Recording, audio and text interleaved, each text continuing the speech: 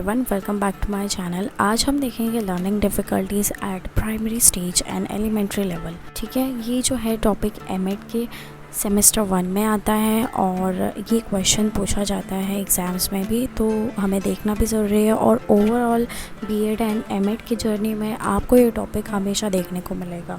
तो सबसे पहले हम समझेंगे लर्निंग डिफ़िकल्टीज़ के बारे में। ठीक है, तो लर्निंग डिफ़िकल्टीज़ क्या होती है? प्राइमरी और एलिमेंट्री स्टेजेस पर बच्चों को बहुत सारी लर्निंग डिफ़िकल्टीज़ का सामना करना पड़ता है, जो उनकी स्कूल के लर्निंग प्रोसेस को बहुत ज़्यादा मुश्किल बना देती है। फॉर एग्ज़ाम्पल, अभी हम टाइप्स देखेंगे। ठीक है, डिसलेक्सिया मतलब क्या होता है? रीडिंग और राइटिंग में प्रॉब्लम होती है, लेटर्स और वर्ड समझने में बच्चे को दिक्कत होगी। कभी कभी लेटर्स या वर्ड का जो है गलत ऑर्डर वो लिख देगा। डिस्ग्राफिया में क्या होती है? राइटिंग में प्रॉब्लम होगी और फाइन मोटर स्किल्स जैसे कि पेंसिल पकड़ना या लेटर्स लिखने में दिक्कत होगी, या फिर स्लो राइटिंग होगी उस बच्चे की। तो आप समझ सकते हो कि इसे डिस्ग्राफिया का प्रॉब्लम है। थर्ड हम देखेंगे डिस्कैलकुलिया, जिसमें हम देखेंगे कि बच्चे को जो है मैथ्स और एडिशन सब्सट्रैक्शन करने में दिक्कत होगी और नंबर्स या सिंबल्स जो है वो बच्चा इजीली पहचान नहीं पाएगा। The fourth we have here is attention deficit hyperactivity disorder, जिसको ADHD भी शॉर्ट फॉर्म बोला जाता है, जिसमें फोकस और अटेंशन करने में दिक्कत होती है बच्चे को। वो कंट्रोल नहीं कर पाता अपने फोकस और अटेंशन को, इजीली बहुत ज़्यादा डिस्ट्रैक्ट हो जाएगा और काफ़ी ज़्यादा हाइपर एक्टिव होगा, बहुत जल्दी एकदम मतलब बहुत ज़्यादा एक्टिव बच्चा होगा। तो ये भी एक प्रॉब्लम देखने को मिलता है। उसके बाद फिफ्थ हम देखेंगे ऑटिज़म स्पेक्ट्रम डिसऑर्डर। ठीक है, ऑटिज़म स्पेक्ट्रम डिसऑर्डर में जो है, जिसका शॉर्ट फॉर्म ASD आपने देखा होगा, जिसमें कम्युनिकेशन और सोशल इंटरेक्शन में बच्चे को प्रॉब्लम होगी। वो जो है सोशल क्यूज़ और बॉडी लैंग्वेज समझने में उसको प्रॉब्लम होगा, बहुत ज़्यादा रिस्ट्रिक्टेड होगा, मतलब बहुत ज़्यादा कम इंटरेस्ट लेता होगा चीज़ों में और बहुत ही ज़्यादा रेपिटेटिव बिहेवियर उसका होता होगा। ठीक है, तो sixth we have auditory processing disorder, जिसमें साउंड्स और स्पीच प्रोसेस करने में दिक्कत होता होगा। इजीली वो साउंड्स को निकाल नहीं सकता या स्पीच नहीं दे पाएगा इजीली। वर्बल इंस्ट्रक्शंस जो है वो समझना या फिर सिमिलर साउंड्स को अलग अलग करने में उसको मुश्किल होगी। उसके बाद लैंग्वेज और रीडिंग स्किल पर भी उसके असर पड़ेगा। Seventh we have is visual processing disorder. Visual processing disorder में क्या होगा कि बच्चे को जो है विजुअल इन्फॉर्मेशन को प्रोसेस करने में प्रॉब्लम होगी। पैटर्न, शेप्स या लेटर जो भी है ये पहचानने में उसको दिक्कत होगी। उसके साथ साथ रीडिंग और विजुअल एड्स को भी समझने में उसको प्रॉब्लम होगी। अगर टीचर रीडिंग और विजुअल एड से पढ़ाता होगा तो बच्चों को बहुत ज़्यादा टाइम लगेगा उसको समझने में। ठीक है, अब हमने टाइप्स देख लिया, अब हम देखेंगे साइंस ऑफ लर्निंग डिफ़िकल्टीज़। तो सबसे पहले आ गया एकेडमिक स्ट्रगल्स। एकेडमिक स्ट्रगल में क्या होगा? रीडिंग, राइटिंग या मैथ्स में पुअर परफॉर्मेंस होगा बच्चे का। क्लास में जो है कॉन्सेप्ट समझ नहीं पाएगा, बहुत प्रॉब्लम्स होगी उसको। उसके बाद लो कॉन्फिडेंस, क्लास में जो है बच्चा पार्टिसिपेट करने से बहुत ज़्यादा हेजिटेट फील करेगा। असाइनमेंट्स उसके टाइम पे कंप्लीट नहीं होंगे, असाइनमेंट्स को देख के वो घबराएगा। थर्ड हमारा पॉइंट है बिहेवियरल इश्यूज़। बिहेवियरल इश्यूज़ में काफ़ी ज़्यादा फ्रस्ट्रेटेड होगा और ऐसे अपने आप को हमेशा खोया खोया महसूस करेगा बच्चा और काफ़ी ज़्यादा अलग रहेगा दूसरे बच्चों से। रूल्स फॉलो करने या उन पे फोकस करने में भी उसको प्रॉब्लम होगी। फोर्थ पॉइंट हम देखेंगे फ़िज़िकल साइन। फ़िज़िकल साइन मतलब क्या होगा? ज़्यादा कंसंट्रेट करने की वजह से उसको हेडेक या बहुत ज़्यादा एकदम फैटिक जैसा फील होगा। ठीक है, और वो बहुत अनकंफर्टेबल फील करेगा क्लासरूम में, बार बार बोलेगा कि अनकंफर्टेबल फील कर रहा हूँ। रीडिंग और राइटिंग का जो टास्क है वो हमेशा वो अवॉइड करेगा। ठीक है, देन फिफ्थ हमारा आ गया सोशल चैलेंजेस। सोशल चैलेंजेस, दोस्त बनाने किसको नहीं पसंद होते क्लासरूम में, right?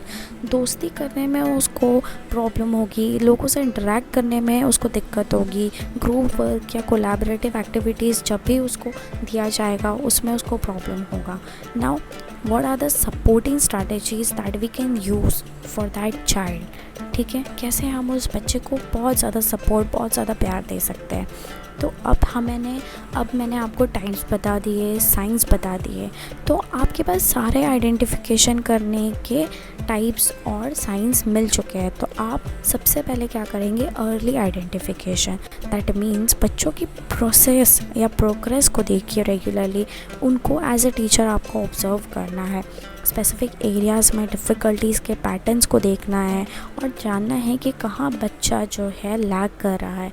Second point we have individualise education plan. तो हर बच्चे की नीड्स के हिसाब से कस्टमाइज प्लान बनाना चाहिए टीचर्स को, ताकि हर बच्चे की नीड्स को जो है वो कवर कर सके या फिर हर बच्चे की नीड्स को जो है ध्यान रखा जा सके। प्लान्स में गोल, स्ट्रैटेजीज़ और सपोर्ट सर्विसेज पे इंक्लूड करनी चाहिए।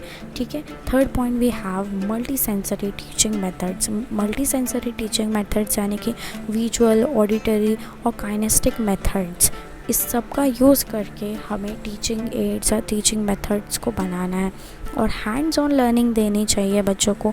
जितना ज़्यादा वो हैंड्स ऑन लर्निंग करेंगे, जितना ज़्यादा वो एक्सपीरियंस लेंगे किसी भी चीज़ का, वो बहुत ज़्यादा सीखेंगे।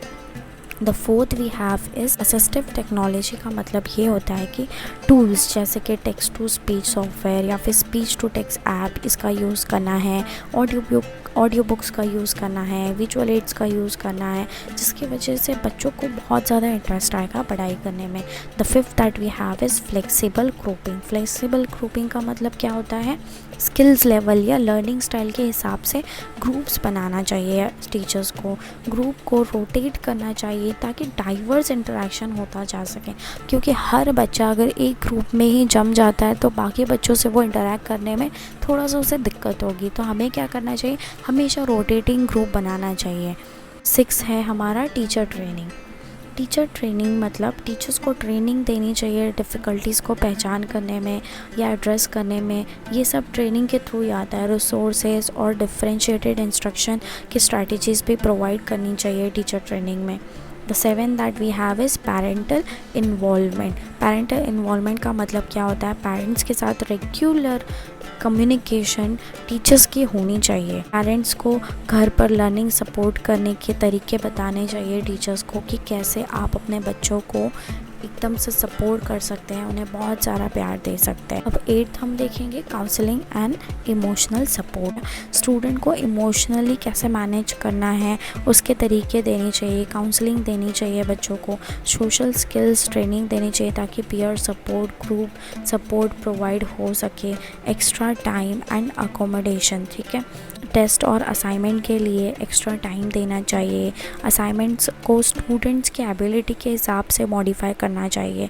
Then 10th we have is positive reinforcement. Efforts और इम्प्रूवमेंट के लिए प्रेज़ करो हमेशा बच्चे को। अगर थोड़ा सा भी आपका बच्चा आपके क्लास में लिखता है, एक सेंटेंस हो, एक पैराग्राफ हो या किसी एक मैथ्स का कोई भी छोटा सा सॉल्व कर देता है, तो आप उसे अप्रिशिएट करो जितना हो सके। ठीक है। तो बच्चा जो है काफ़ी ज़्यादा मोटिवेटेड फील करेगा। कंक्लूजन अब हम देखेंगे, प्राइमरी और एलिमेंट्री स्टेजेस पर लर्निंग डिफ़िकल्टीज़ को अर्ली स्टेज में आइडेंटिफाई करके उसे करेक्ट करना बच्चों के लिए बहुत ज़रूरी है, क्योंकि एकेडमिक में और सोशल सक्सेस के लिए उनको बहुत ज़्यादा बढ़ावा मिलेगा और वो ईज़िली बदल सकते हैं। टीचर्स और पेरेंट्स के सपोर्ट से स्टूडेंट अपनी डिफ़िकल्टीज़ को ओवरकम भी कर सकते हैं और प्रॉपर गाइडेंस एंड काउंसलिंग की भी बच्चों को बहुत ज़्यादा ज़रूरत होती है। Learning difficulties at elementary level.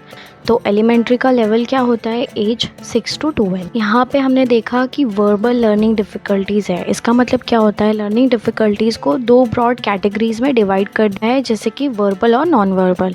दोनों टाइप की डिफ़िकल्टी बच्चों में देखने को मिली है, जिससे बच्चों का जो इन्फॉर्मेशन का प्रोसेस है वो अफेक्ट होता है, चाहे वो लैंग्वेज के थ्रू हो या दूसरे सेंसरी इनपुट्स के ज़रिए, और ये बच्चों के लर्निंग एक्सपीरियंस को भी बहुत ज़्यादा इम्पैक्ट करता है। हम देखेंगे यहाँ पे वर्बल लर्निंग डिफ़िकल्टीज़ यानी कि बच्चों को स्पोकन और रिटन लैंग्वेज में जो है चैलेंजेस फेस करनी पड़ती है। 2 तरीके के हैं, जैसे कि language comprehension and difficulty with language expression. Language comprehension में हम ये देखेंगे कि ये इशू क्या होता है। इसका मतलब कुछ बच्चों को पढ़ने या लिखने में प्रॉब्लम नहीं होती, लेकिन लैंग्वेज को समझने या उनके एस्पेक्ट को जानने में स्ट्रगल करते हैं। कि वो एक सेंटेंस या पैराग्राफ फ्लुएंटली पढ़ सकते हैं, लेकिन उनका मीनिंग समझने में या जो वो पढ़ रहे हैं उसका मेंटल पिक्चर हमारे दिमाग में, जैसे कि कुछ हम अगर सीखते हैं या कुछ देखते हैं तो सबसे पहले हम अपने दिमाग में एक इमेज बनाते हैं, तो वो इमेज बनाने में उनको प्रॉब्लम होती है। The second year is difficulty with language expression. That means in बच्चों को अपने थॉट्स को वर्बली एक्सप्रेस करने में प्रॉब्लम होती है, चाहे वो अपने थॉट्स को ऑर्गेनाइज करना हो या कॉन्वर्जेसन में सही वर्ड्स ढूंढना हो। तो उनको प्रॉब्लम कहाँ होगी कि वो प्रॉपरली अपने कॉन्वर्जेसन में राइट वर्ड्स को फाइंड नहीं कर पाएंगे। कैसे ऑर्गेनाइज करना है अगर हम एक सेंटेंस बना रहे हैं, ठीक है, तो बच्चा जो है वो एक सेंटेंस प्रॉपरली बना नहीं पाएगा। अब हम देखेंगे नॉन वर्बल लर्निंग डिफ़िकल्टीज़। तो नॉन वर्बल लर्निंग डिफ़िकल्टीज़ में क्या आ गया, और मोटर स्किल से रिलेटेड जो चैलेंजेस होते हैं बच्चों को वो फेस करना पड़ता है, और इन बच्चों को ये प्रॉब्लम भी फेस करनी पड़ सकती है, जैसे कि difficulty in writing. So for example दिमाग को लिखने में इन्वॉल्व करना और टास्क को कोऑर्डिनेटली हैंडल करने में बच्चों को स्ट्रगल होता है, जैसे कि लेटर्स फॉर्म नहीं कर पाएगा या फिर सेंटेंस बनाते वक्त प्रॉपर ग्रामर उसको याद नहीं आएगा। Processing visual information. Processing visual information में क्या आ गया, इन बच्चों को विजुअल डिटेल समझने में दिक्कत होगी, जैसे कि अगर बोर्ड पे नंबर्स रहेंगे तो वो देख करके वो कंफ्यूज होगा, या उसको मैथमेटिकल सिंबल्स जो है वो कंफ्यूज करेंगे, जैसे कि प्लस को माइनस समझना। Then third we have is understanding abstract concept. That means fractions, जैसे कि अब्स्ट्रैक्ट आइडियाज़ को समझने में इनको काफ़ी ज़्यादा मुश्किल होगी, ठीक है। तो common challenges for children with learning difficulties क्या क्या है अब हम देखेंगे। वोकेबलरी स्लो होगा और सही जो वर्ड्स हैं वो ढूंढने में उनको प्रॉब्लम होगी, वर्ड्स को राइम करने में उनको प्रॉब्लम होगी, नंबर, अल्फ़ाबेट, डेज और वीक्स, कलर या शेप सीखने में उनको प्रॉब्लम होगी। उसके बाद बहुत जल्दी डिस्ट्रैक्ट हो जाएंगे, काफ़ी ज़्यादा रेस्टलेस फील करेंगे और पीयर्स के साथ में इंटरेक्ट भी नहीं करेंगे वैसे बच्चे। डायरेक्शन को फॉलो करना या रूटीन्स को समझने में उनको प्रॉब्लम होगी। फाइन मोटर स्किल्स जो है वो उनका स्लो होगा, तो स्लो डेवलपमेंट होगा उनका। नंबर या सीक्वेंस में, अरिथमेटिक साइंस में कंफ्यूज होंगे, जैसे प्लस, माइनस, इनटू और ये सारे में, डिवाइड में, ठीक है। फैक्ट्स याद करना और नए स्किल सीखने में उनको प्रॉब्लम होगी। इनका ज़्यादा क्या होगा कि मेमोरी में अफेक्ट करती है ये चीज़ें, ओके। ये बच्चे जो होंगे बहुत ज़्यादा इम्पल्सिव होंगे, इनकी जो प्लानिंग स्किल होगी, प्लान नहीं कर पाते होंगे, बहुत ज़्यादा प्रॉब्लम होती होगी प्लान करने में किसी भी चीज़ को, ओके। और पेंसिल का ग्रिप ठीक से नहीं पकड़ सकते, तो hand writing issue of course होगा उन्हें। टाइम मैनेजमेंट या टाइम समझने में उनको प्रॉब्लम होगी। कोऑर्डिनेशन एकदम ही पुअर होगा इनका, और फिजिकल सराउंडिंग से उनको अफेक्ट होगा। दिए गए टाइम में वो टास्क को कंप्लीट नहीं कर पाएंगे, बहुत मुश्किल से वो करेंगे, ज़्यादा उन्हें टाइम लगेगा। लेटर्स को उल्टा लिखना या वर्ड्स को कंफ्यूज कर देंगे वो, ठीक है। तो these are the challenges that we have seen here. अब देखेंगे हम management strategies for supporting children with learning difficulties. तो बच्चों को लर्निंग डिफ़िकल्टीज़ में सपोर्ट करने के लिए हमें बहुत ज़्यादा केयरफुली प्लानिंग करनी होती है और काफ़ी ज़्यादा स्ट्रैटेजीज़ की ज़रूरत होती है। तो अब हम देखेंगे कि यूज़ ऑफ लर्निंग एड्स क्या क्या है यहाँ पे। तो फर्स्ट हमारा ये है कि इलेक्ट्रॉनिक स्पेलर्स एंड डिक्शनरीज़, जहाँ पे स्पेलिंग और वोकेबलरी में मदद के लिए इन टूल्स को हम बच्चों के सामने रख सकते हैं। इन टूल्स का हम यूज़ कर सकते हैं उनकी वोकेबलरी को इम्प्रूव करने के लिए। Then second we have here is word processor, जिसका मतलब है इन्हें अपने थॉट्स को ऑर्गेनाइज करने और लिखने में आसानी होगी इस टूल के साथ, ठीक है। The third we have is talking calculators और ऑडियो बुक्स, जिसमें मैथ्स और रीडिंग कॉम्प्रिहेंशन में इनको बहुत ज़्यादा हेल्प मिलेगी इस टूल की हेल्प से। अब हम देखेंगे केयरफुली प्लान्ड लेसन्स, जिसमें हम देखेंगे स्मॉल लर्निंग इंक्रीमेंट्स और स्क्रिप्टेड लेसन प्लान्स। यहाँ पे बताया गया है कि टीचर्स जो है वो क्या कर सकती है, एक चैप्टर को बहुत सारे पार्ट्स में डिवाइड कर सकती है, और जब वो पढ़ा रही होगी तो पहला पार्ट दूसरे से कनेक्ट होना चाहिए, और जब आप दूसरे पार्ट को इंट्रोड्यूस कर रहे हो बच्चे के सामने तो पहले पार्ट का रिवीजन ज़रूर देना, ठीक है। अब दूसरा हम देखेंगे स्क्रिप्टेड लेसन प्लान, यानी कि प्री प्लान लेसन यूज़ करो जो टीचर्स को स्ट्रक्चर कंटेंट डिलीवर करने में गाइड करे। अब हम देखेंगे ऑक्यूपेशनल थेरेपी अप्रोचेस, ठीक है। तो ऑक्यूपेशनल थेरेपी अप्रोचेस का मतलब क्या होता है, बच्चों को सपोर्ट प्रोवाइड करना ताकि वो और बेटर लर्निंग कर सके और अच्छे से फंक्शन कर सके। तो अब हम देखेंगे कुछ पॉइंट्स इसमें, जैसे कि मल्टी सेंसरी लर्निंग, जैसे कि देखना, सुनना, करना और बोलना। इसमें बच्चे को एंगेज करना होता है।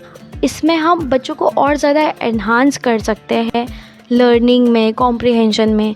जैसे कि टेक्टाइल मटेरियल्स यूज़ करना है, लिखने के लिए हम टेक्टाइल मटेरियल का यूज़ कर सकते हैं या विजुअल एड्स का यूज़ कर सकते हैं for better understanding. The second we have is visual strategies. Visual strategies में क्या आ गया, विजुअल एड्स जैसे कि picture, charts, graphic organiser and reading, spelling और टास्क कंप्लीट करने के लिए ये सारी चीज़ें जो है वो बहुत ज़्यादा हेल्प करती है। The third we have here is problem solving instruction. Specific strategies सिखा, कॉमन चैलेंजेस को कैसे एड्रेस करना है और कैसे हमें मैनेज करना है डे टू डे लाइफ के प्रॉब्लम्स को, कैसे हर सिचुएशन को हैंडल करना है। Second last we have is story mapping, जिसका मतलब है राइटिंग से पहले प्लानिंग करने को एनकरेज करना बच्चे को और बताना कि कैसे हम अपने आइडियाज़ को प्रॉपर फ्लो में डाल के एक स्टोरी को बना सकते हैं। ठीक है। उसके बाद है इंडिपेंडेंट स्किल्स, जिसका मतलब है हम कैसे अपने टाइम मैनेजमेंट, सेल्फ केयर और ये सारी चीज़ों को जो है हम अपने डेली रूटीन में यूज़ कर सकते हैं। ये बच्चे को बताना बहुत ज़रूरी है ताकि धीरे धीरे अपने आप को चेंज कर सके। ठीक है। अब हम देखेंगे speech therapy approaches. Speech therapy भी बहुत ज़्यादा सपोर्ट करती है, ठीक है, बच्चों को। जैसे कि मल्टी सेंसरी लर्निंग, जिसका मतलब है मल्टी सेंसेस को यूज़ करके हम नए कॉन्सेप्ट को बच्चों को ग्रास्प करवा सकते हैं और उन्हें इजीली बता सकते हैं कि क्या चीज़ें जो हैं आप लर्न कर सकते हो। विजुअल स्ट्रैटेजीज़ का मतलब यही होता है कि फैमिली और एजुकेटर्स जो विजुअल टूल्स का यूज़ कर सकते हैं, जैसे कि पिक्चर, टाइम टेबल और या सीक्वेंस इंस्ट्रक्शन लिख दिया कहीं, जिसकी हेल्प से बच्चे को जो है ईजीली दिमाग में पिक्चर बन जाएगी, वो इस चीज़ों को प्रॉपरली सीक्वेंशियल वे में फॉलो करेगा। थर्ड हमारा पॉइंट है स्पीच एंड लैंग्वेज असेसमेंट, जिसका मतलब है बच्चे की स्पीच और लैंग्वेज एबिलिटीज़ का डिटेल असेसमेंट करना और ये अंडरस्टैंड करना कि किस लेवल में हम बच्चों को अब और ट्रेन कर सकते हैं और बच्चे का जो है लेवल ऑफ लैंग्वेज लर्निंग क्या है। तो प्रॉपर असेसमेंट की वजह से हम अपने गोल्स को इजीली अचीव कर सकते हैं in terms of speech and language development. अब है इंडिविजुअलाइज गोल। इंडिविजुअलाइज गोल का मतलब यही होता है पेरेंट्स के साथ मिलकर स्मॉल एक्टिविटीज़ को सेट करना बच्चे के लिए, प्लान देना बच्चों का कि पेरेंट्स भी घर में जो है छोटी मोटी एक्टिविटीज़ करवा सकते हैं बच्चों से, जिसकी वजह से उनका लैंग्वेज डेवलप होगा। Management strategies. मैनेजमेंट स्ट्रैटेजीज़ का मतलब क्या होता है, बच्चों को सिखाए कि अगर उन्हें कुछ समझ में नहीं आ रहा है तो वो कैसे रिस्पॉन्स करना है, जैसे कि हाथ उठा के सवाल पूछना या फिर इंस्ट्रक्शन को अगर रिपीट करवाना है तो वो कैसे टीचर को बताए। तो इन चीज़ों को, छोटी छोटी चीज़ें जो होती है वो बच्चों को प्रॉपर एक मैनर उनके अंदर आता है और प्रॉपरली वो जो है चीज़ों के ऊपर काम करते हैं। The second last we have is liaison with educational staff, जिसका मतलब ये है तो जितने भी आपके एजुकेटर स्टाफ होते हैं उनके साथ आपको एक कोऑपरेट एनवायरनमेंट क्रिएट करना है, जिसकी वजह से आप उनसे आइडिया ले सके कि कैसे हम अपने बच्चे के लर्निंग प्लान में जो है लैंग्वेज को सपोर्ट करने के लिए या लैंग्वेज को इम्प्रूव करने के लिए कौन से तरीके अपना सकते हैं। उसके बाद लास्ट है फ़न प्ले बेस्ड लर्निंग, जिसका मतलब ये है कि ऐसे गेम्स और एक्टिविटीज़ का यूज़ करना जो बच्चों के लिए इंजॉयबल हो, लेकिन उनके लिए क्रिटिकल स्किल को भी ये डेवलप करे।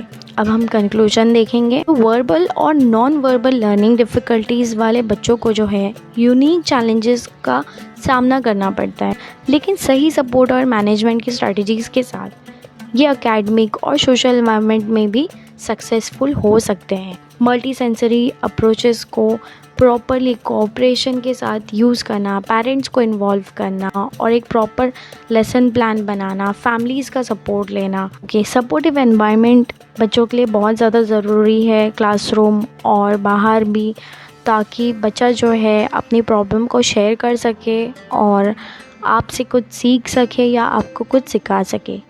I hope you like the video. Please subscribe to my channel for more lessons. Thank you so much. Bye bye.